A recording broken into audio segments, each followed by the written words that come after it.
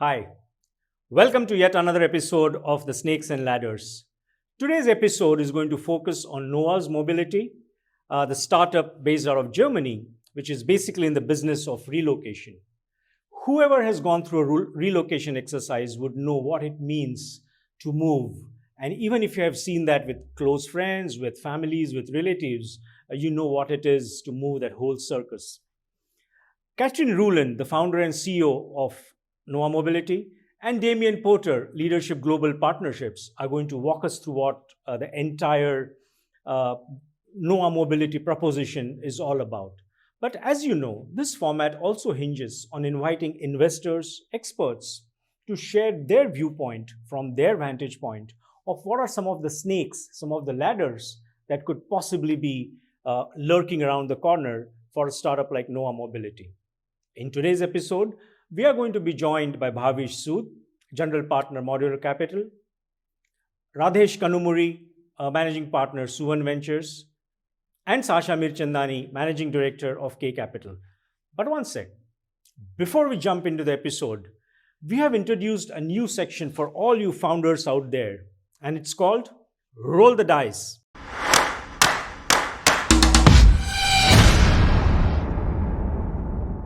As founders, you have watched a couple of episodes of the Snakes and Ladders, but I'm sure there must be a thought crossing your mind about a snake lurking out there or some ladder you would love to see getting manifested. If you have some such question, you could now send your question to us via a small video recording, not more than 45 seconds, which you could just put on a Google Drive and send to us. And we will try and see if we can get you the answer. We'll also try and see if we can get an investor or an expert to answer that question for you and feature your question in the next episode. Just one suggestion. Please don't make impossible demands like, oh, you know what? I want to speak to Mr. Elon Musk. Or can you please get me Mr. Ratan Tata? Or Vijay Shekhar Sharma Hazir Ho. Ain't happening. But if your questions are more like we have just embarked, finished the MVP, not sure whether we should go down the B2B route or the B2C route, or we are a food tech or an ed tech startup and we aren't able to get investor conversations or investor meetings. What do you think we should do differently? Or maybe we are a pre-series A startup or a series A startup and different investors are telling us different things about what we should be doing. What do you think is the way out? Those kind of questions, bring them on. But remember one thing, the answer to every question you have not asked is always a no. So question bhej do, just send it across in our section called Roll the Dice. As they say in that famous Hindi song, Dav laga le bhai, dav laga le.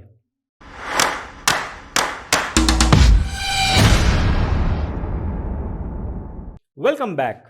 It gives me great pleasure to introduce you to Katrin Ruland, the founder and CEO of Noah Mobility, and Damian Porter, Leadership Business Partnerships, because they are going to walk us through the entire Noah Mobility proposition and some of the snakes and ladders they encountered. Because try and imagine from a perspective where this startup is now present in 29 countries. So I'm sure you're curious to know how did they go about doing this. Hi, Katrin. Welcome to the Snakes and Ladders show. Thanks for having me. Let's kickstart this conversation with a simple question. What is Noah Mobility all about and what exactly do you guys do? Noah Mobility is a relocation immigration tech company based in Munich, Germany. And we have organized or we have IT optimized the relocation process within all stakeholders so you can easily move internationally from one country to the other. I also wanted to bring in Damian Porter, who leads global partnerships at Noah Mobility. Damian, welcome to the show. Thank you. It's nice to be here.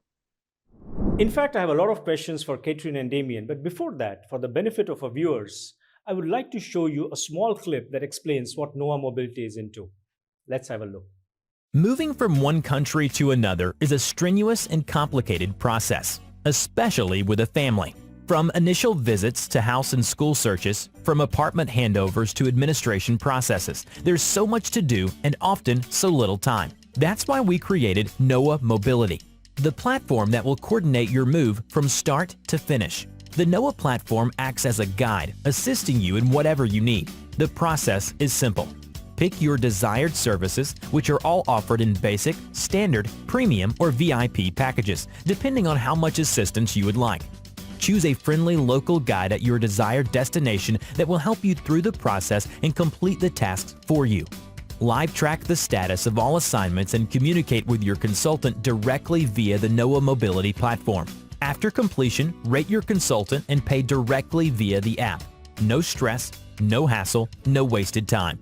Sounds good? Then join Noah Mobility today at www.noah-mobility.de. I think the clip has articulated quite well all the things, all the moving parts that Noah Mobility takes care of.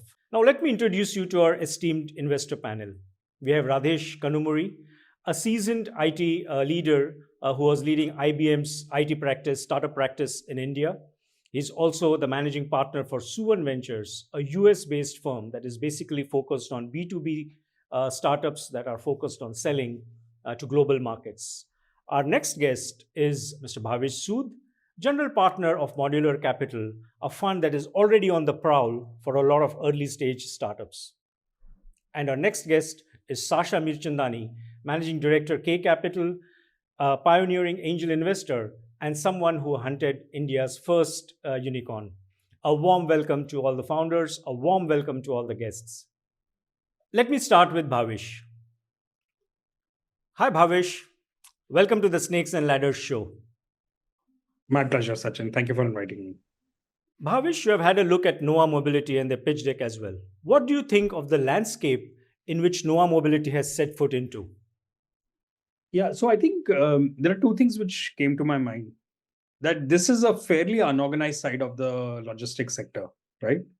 Whether you look at domestic relocation or you look at international relocation, there are really no experts available, right?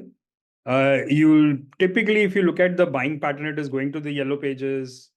If it's a domestic relocation, if it's an international and you're an expat or you are a slightly senior exec at a multinational, you will typically go to HR. The HR will contract it out to the admin guy, and then they will scout, or they'll have a set of preferred vendors which are already impaneled, and that empanelment typically will have packing, it will have moving, it will have containerization, and it will also have post-launch or post-relocation kind of unpacking, right? So fairly unorganized. There is nobody who's doing that as an experience. So I think that is very interesting. See, one of the things I've seen with startups is disrupting and organizing an unorganized industry is could be very lucrative, right? Ubers of the world have already proven that. So I think this is interesting about Noah is that they're building it both as a technology layer and also building in a lot of what I would call experience into the whole solution. Couldn't agree more. Let me come to Radesh. Hi, Radesh. Welcome to the Snakes and Ladders show. Hi, Sachin. Pleasure to be at your show, and thanks. Radesh, you have had a look at Noah Mobility, their pitch deck. You've also spoken to the founders, seen the demo. What do you think of the landscape that Noah Mobility has set foot into? Noah Mobility is in a good, interesting space. They are in the space of relocation, immigration, and that's basically the space they are in. This particular space has been traditionally been there for many years. You always had this requirement for large MNCs or companies which had this mobility requirement in different continents. And as we see over the years, I think this is going to further increase with the more and more need for relocation of employees. Hi, Sasha. Welcome to the Snakes and Ladders show. Thank you, Sachin, for having me. It's my pleasure. Sasha, in your assessment, what do you think of the landscape that Noah Mobility has penetrated? The opportunity looks very interesting. It looks like a very large global opportunity. There's a clear need for what they're doing, and they seem to have had product market fit that proves that they're onto something here. And therefore, I feel that founder had prior knowledge of why she got into this space. He's executed on this promise, and the numbers prove that. though it's taken a little longer than I would have expected to reach more scale by now. But otherwise, I feel that there's no limit to the opportunity here. There's a clear need and will remain a clear need for a long period of time. On this note, I have a question for Damian. Could you please walk us through some numbers and share what is your assessment of the size of the mobility industry overall?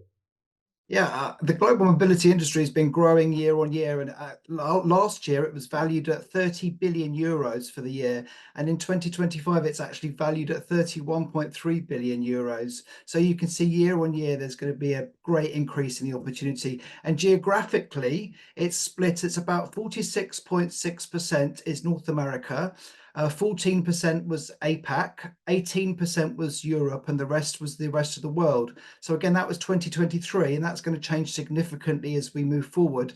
And as Katrin said earlier in her speech, that NOAA is focused very much on the India and Germany relationship, because we see great opportunity working with India and helping Indian tech companies get set up and running into Germany. And we're very conscious that in the global mobility industry, that basically the old RMCs or relocation management companies that have historically existed are quite outdated, and they're not very good with the options of technology that they have. So we've been able to build a great platform that can offer that excellent technology. So the outdated days of using Excel spreadsheets are long gone, hopefully, and we've got a platform where that's alleviated, and it's efficient and cost effective for people. So it's really about the industry embracing and using the latest technology and adapting to it as well. And I think a lot of the issues were certainly COVID changed a lot of the issues, because there were issues with employees that just took themselves off to other countries to live and work when they legally weren't allowed to be there. It wasn't compliant. So that opened the doors for EORs, which is employer of record companies, to be able to facilitate and operate and educate, again, the global mobility market on how that should work and look. And then the last quote that I've got is that there was a poll on LinkedIn recently about the key issues in the mobility industry, and 62% of the respondents said that technology was the main focus of what they needed to consider and get under their belt. Awesome. I have quite a few questions for Katrin before I come back to Damian. Katrin, I'm sure the viewers want to know more about your journey. What are some of the accomplishments and the goals?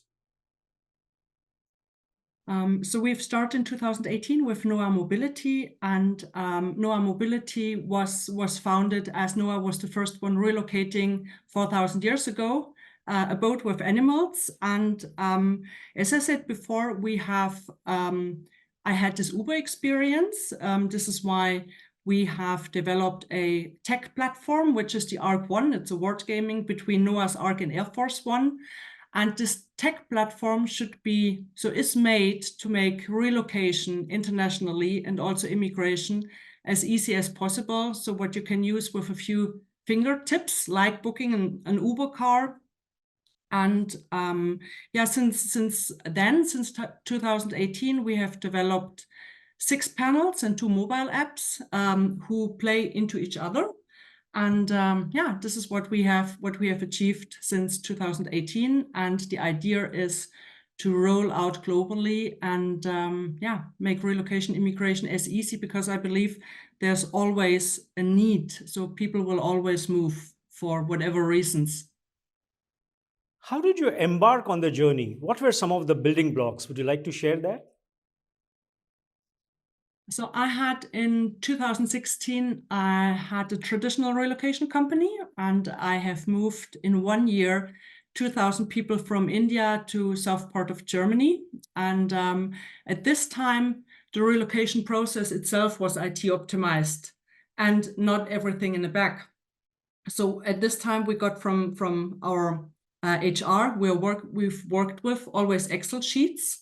We have moved, as I said, 2,000 people from India to Germany, and there was no technology that united all people together, and there was a huge frustration on all sides, because no one had, in lifetime, nobody knew who is where and what is we're doing, and so I decided, based on my Uber experience, that we need to change the model, that we need to bring all stakeholders in the back together, and offer a hand-holding service to the people moving from A to B, versus IT optimize the relocation process itself. Katrin, I'm sure you have a lot of things that you absolutely want to see happen in your business. What would those be?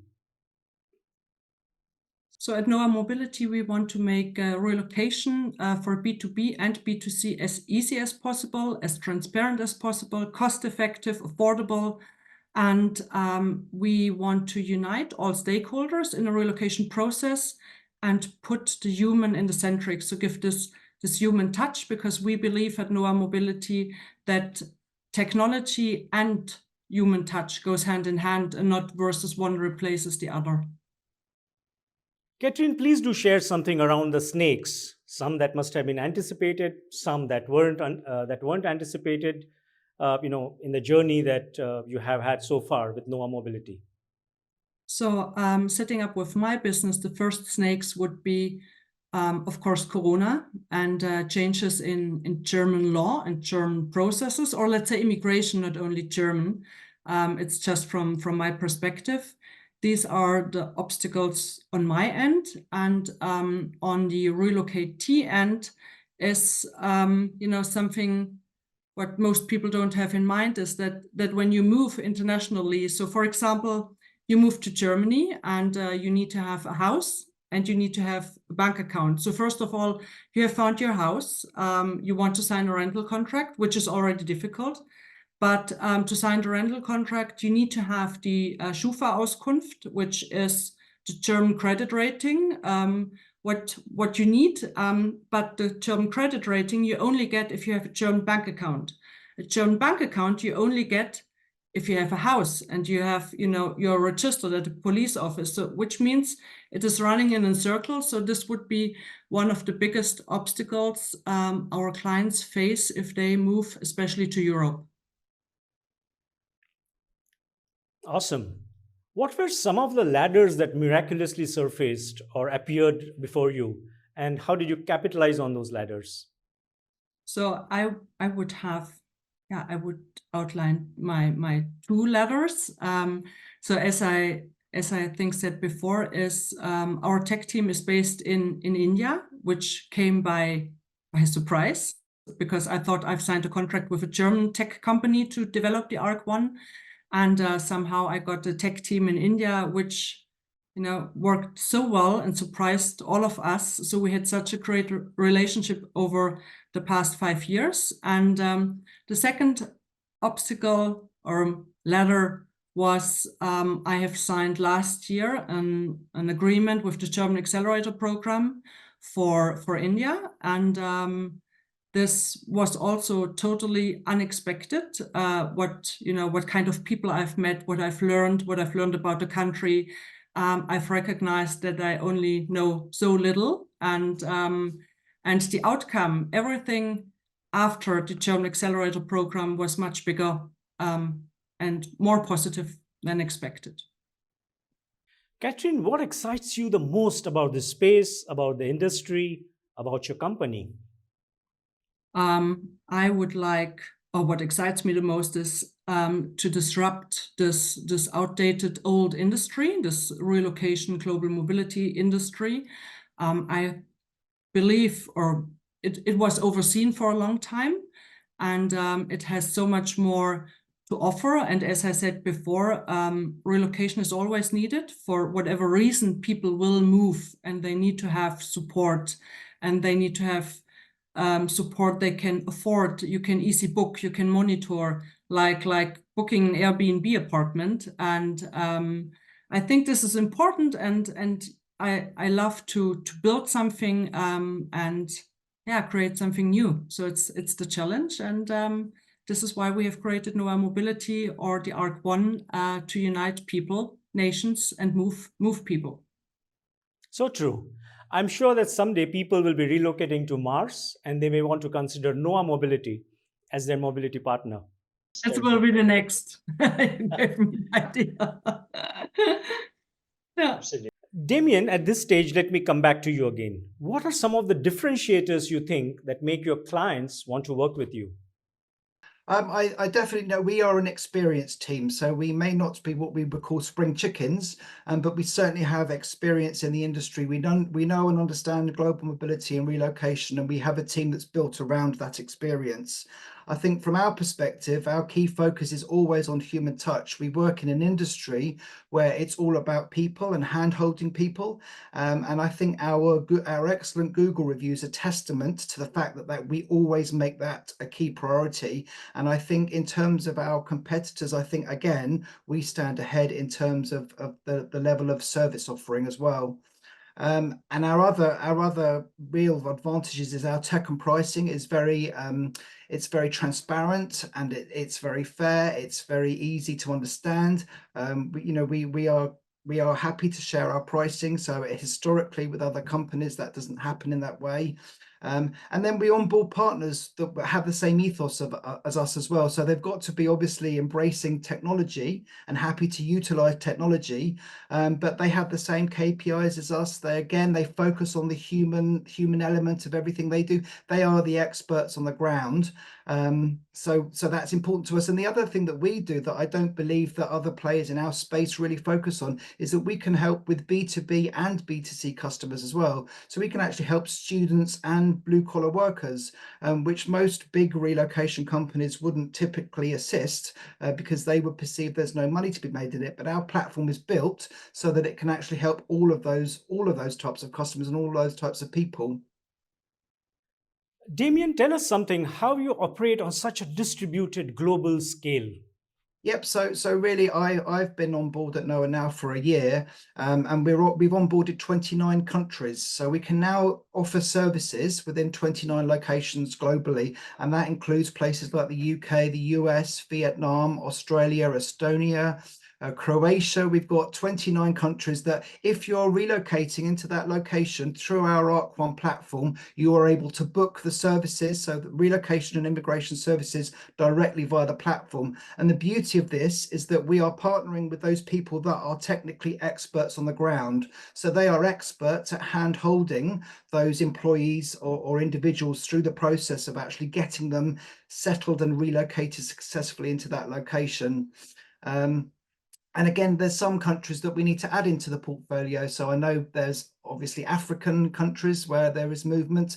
Portugal is currently seeing a bit of influx of expats moving in at the moment. So we need to make sure we have those on offer as well. And if we work with corporates who are looking for solutions in countries, again, we look to embed those onto the platform so that we can effectively say to the corporates that we can facilitate in every location that they need.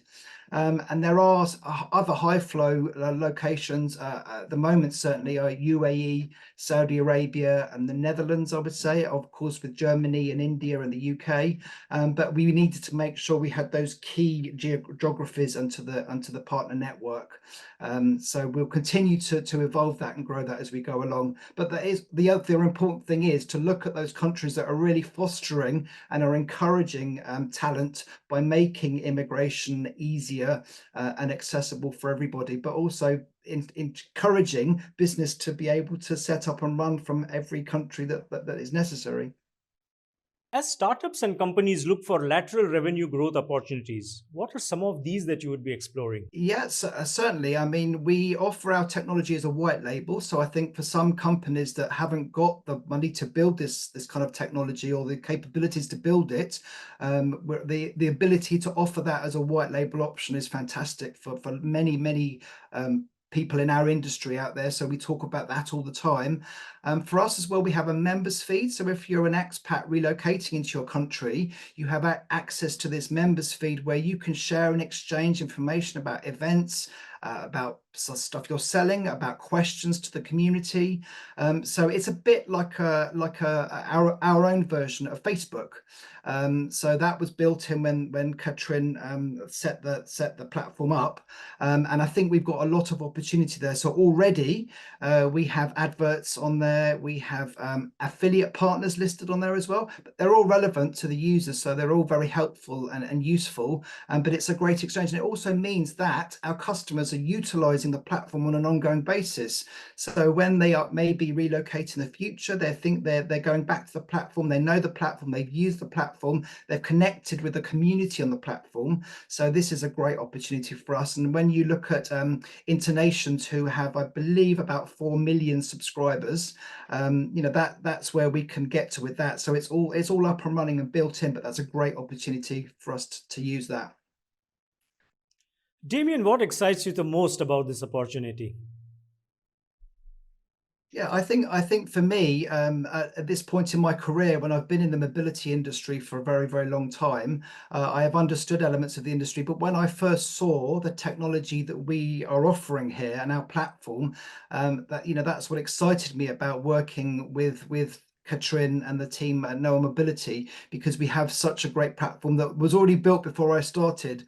So for me to be able to take that on a global scale, for us to be able to grow and expand, we've got a lot of ambitious goals, but the fundamentals of the technology are already embedded for us. So it's just going to be, I'm excited by the journey that we have ahead of us, because I can really see the potential. And as is in my previous discussions with you, we've talked about the opportunity in the global mobility industry, and I'm excited that we are part of the disruption in this industry to shake things up, but to make things fairer and easier and cost effective for companies and individuals. So it's a great future that we have ahead of us. So I'm excited to be a part of the evolution and the beginning of this team here. How do you think technology is going to impact the industry even more than it has? Yeah, as much as we love or loathe technology, we need to embrace it, because it's what we're all going to be using. There's already various technology processes in place. My eldest son had a job interview which was AI run for the first interview he had. So we'll start to see more of AI being used in relocation. Certainly, there are already, I know some immigration providers are already using AI technology to have forms filled out easier and complete them easier. Language translations, of course, there's already great platforms to utilize that. But we realize that obviously in tech, that HR need hand-holding, so they need to be handheld through that technology.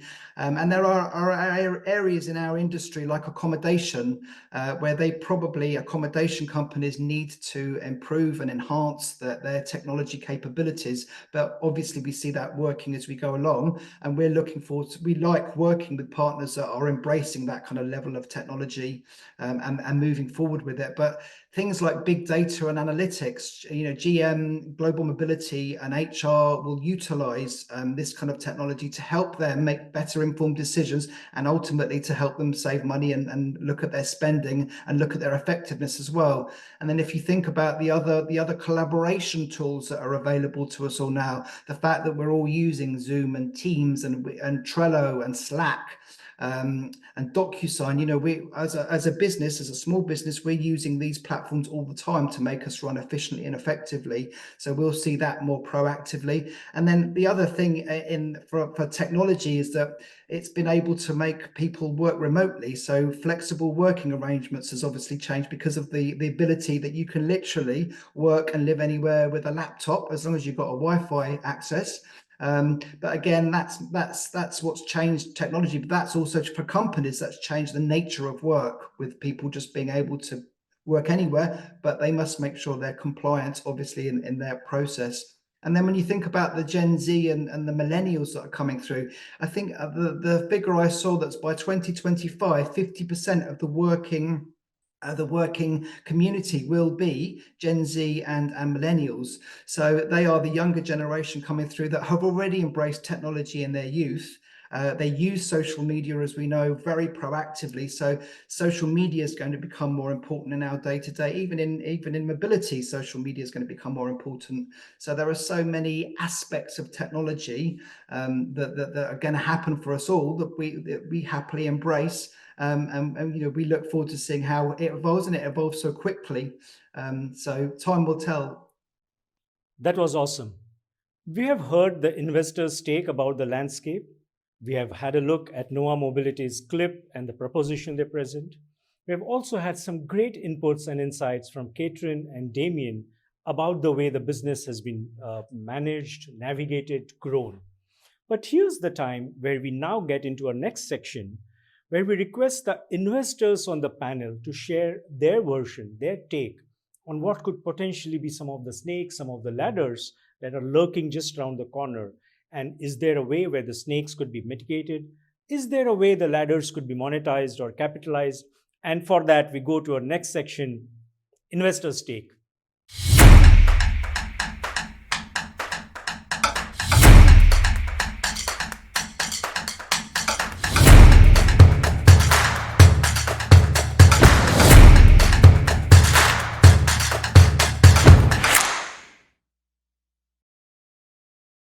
Sasha, it would be interesting to hear from you about your take on some of the pitfalls, the snakes that the Noah Mobility team needs to watch out for.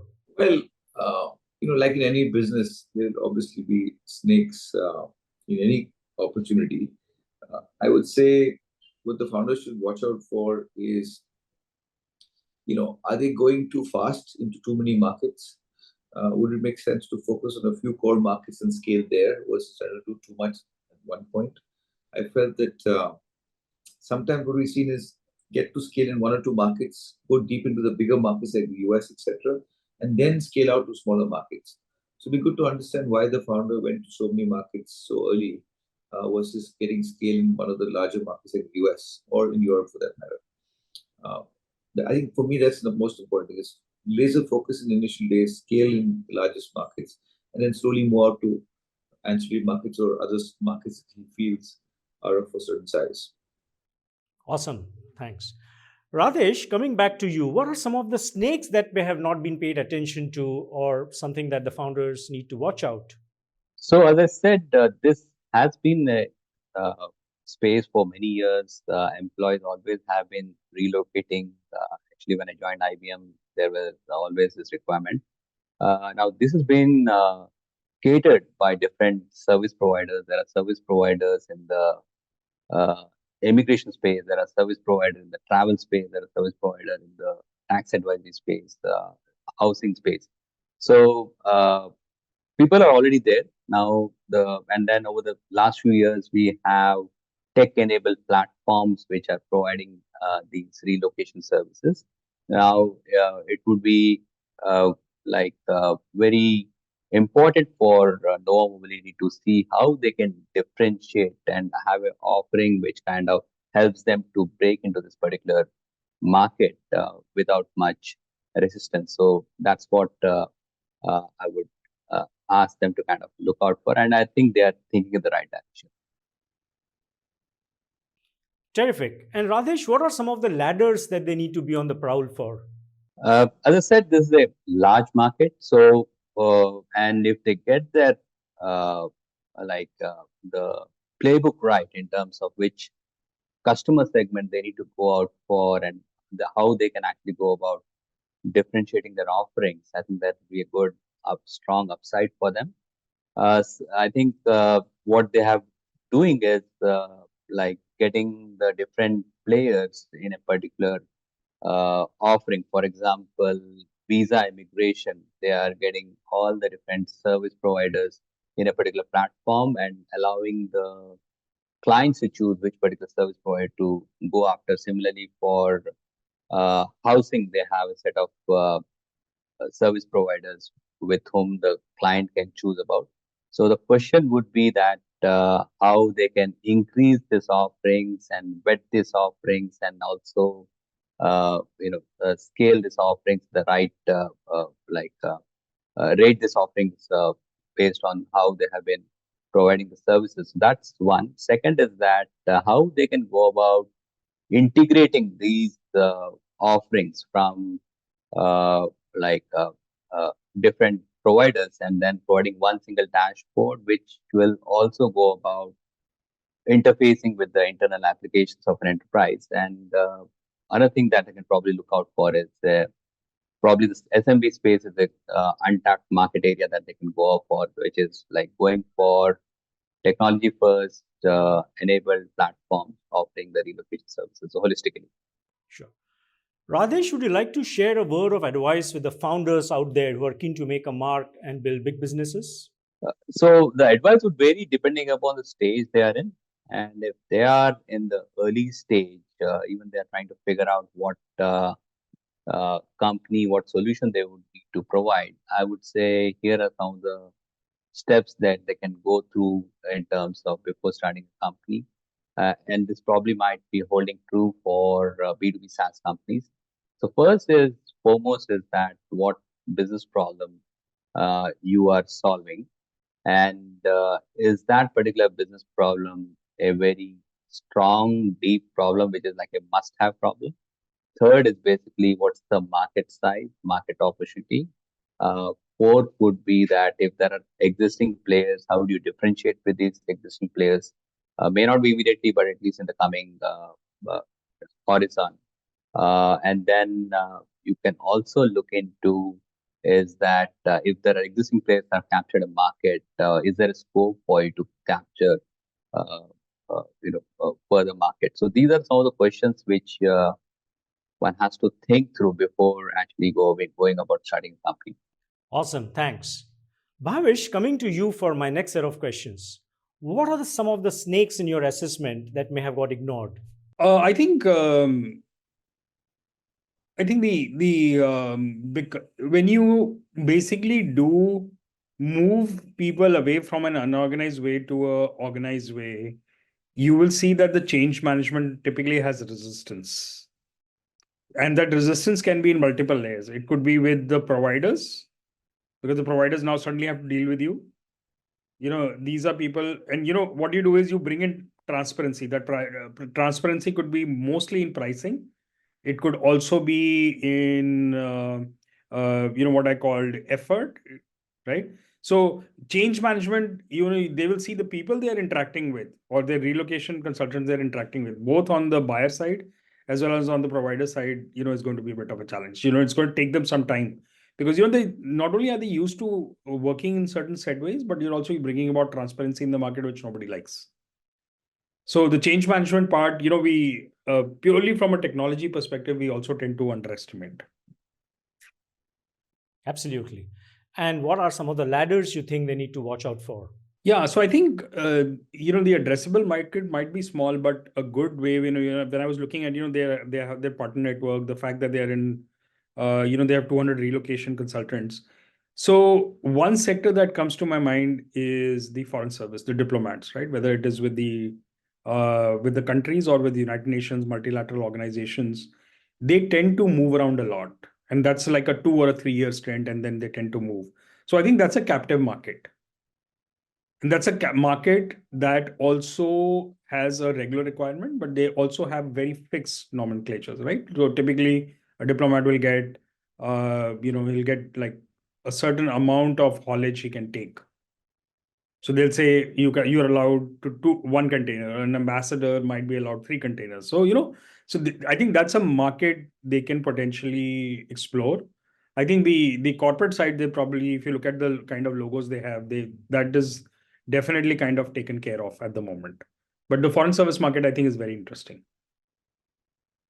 And I did see NATO there, so that is how the thought got triggered to me.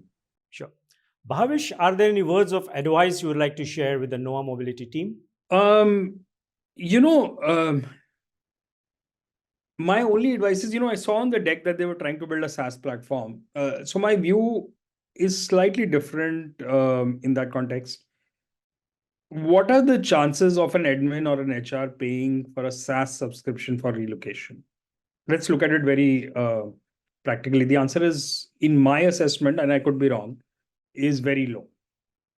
The tech part which they are building does not need to be sold as a technology. It is designed to build a better experience for the users. It is designed to bring transparency of the providers to the HR and admin staff. And it provides one single window to the providers, like the people who are actually shipping or relocating, those kind of things. So the tech is internal to their operations. Trying to monetize and build a layer on top of that, I think at the current stage is possibly a wrong way to do it. The reason a lot of these startups get into it is because of valuation reasons. SaaS companies are better valued.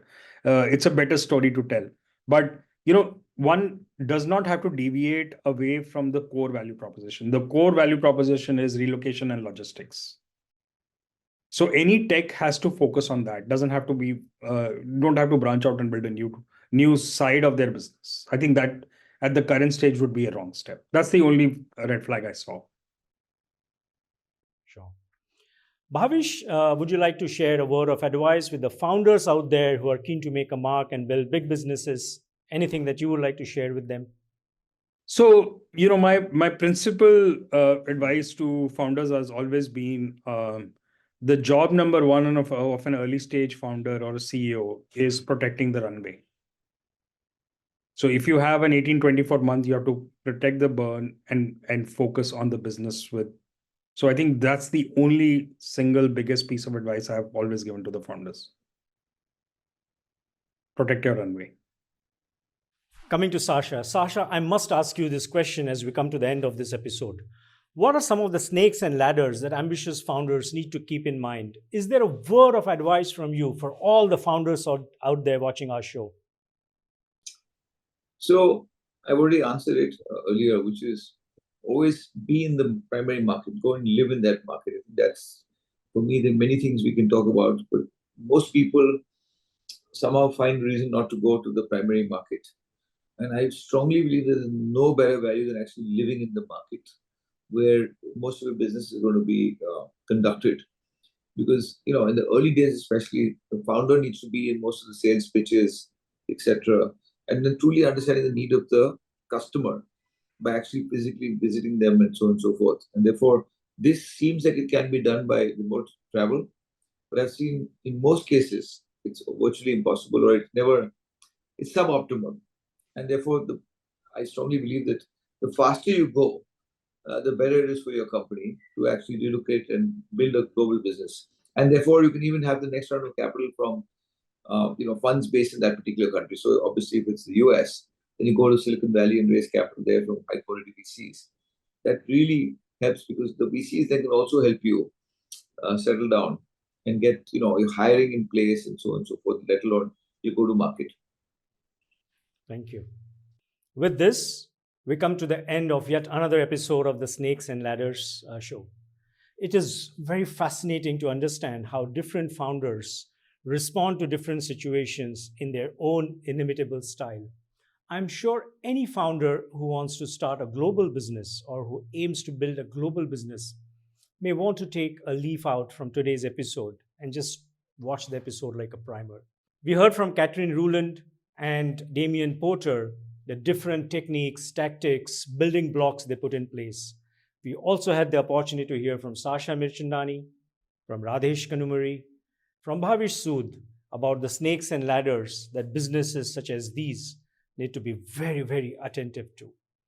So with that, we conclude this episode, but let me remind you what I said right at the start of the episode. For all the founders out there watching the show, if you would like to send in a question and if you would like to see that question featured on our show, do send a 45-second clip with your name, with the name of your startup, your question, and just roll the dice. Because as they say in that famous black and white Hindi classic song, Apne pe bharosa hai, to daav laga le. On that note, have a great day ahead. Thank you for watching.